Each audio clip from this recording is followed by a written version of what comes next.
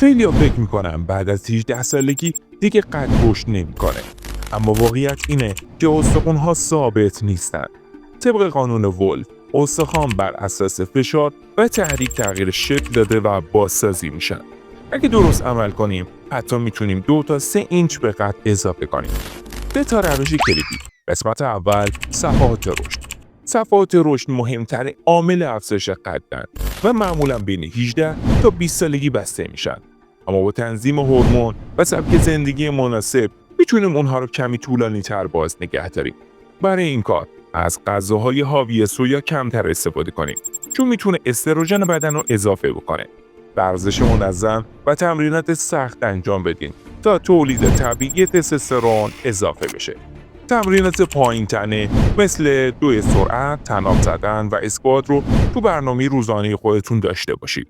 تغذیه سرشار از پروتئین و مواد مغذی مثل تخم مرغ، عدس و ماهی رو داشته باشید تا رشد استخوان‌ها حمایت بشن.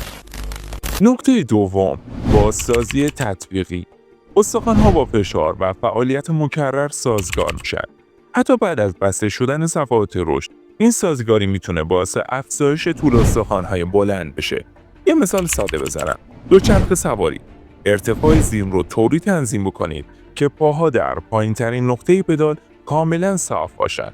روزانه تمرین کنید و هر ماه کمی ارتفاع زین رو افزایش بدید. با گذشت زمان پاها با کشش سازگار میشن و طول اونها کمی بیشتر میشه. قسمت سوم، پرش‌های ماساژ.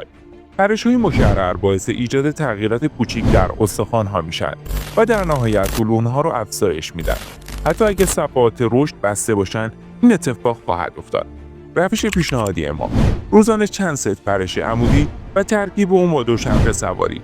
این روش میتونه باعث افزایش قد در حد 3 تا 4 اینچ بشه. اما قسمت چهارم و نکته چهارم، منابع و تغذیه. بدن برای رشد استخوان‌ها به مواد مغذی کافی نیاز داره. نور خورشید، پروتئین، کلسیم و آهن همه نقش مهمی در سلامت استخوان و حمایت از افزایش قد دارند. ترکیب تغذیه مناسب با تمرینات منظم و فعالیت بدنی اثرگذاری روش‌ها رو بیشتر میکنه. پس برای افزایش قد حتی بعد از 18 سالگی 3 عامل کلیدی وجود داره: صفحات رشد، بازسازی استخوان‌ها و تغذیه مناسب. با تمرینات پایین تنه و کششی، سبک زندگی سالم و تغذیه کامل میتونیم به رشد تدریجی استخوان‌ها کمک کنیم.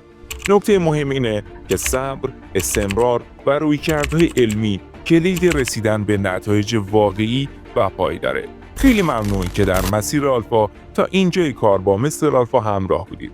تا ویدیوی دیگر از مستر آلفا، خدا نگهدار.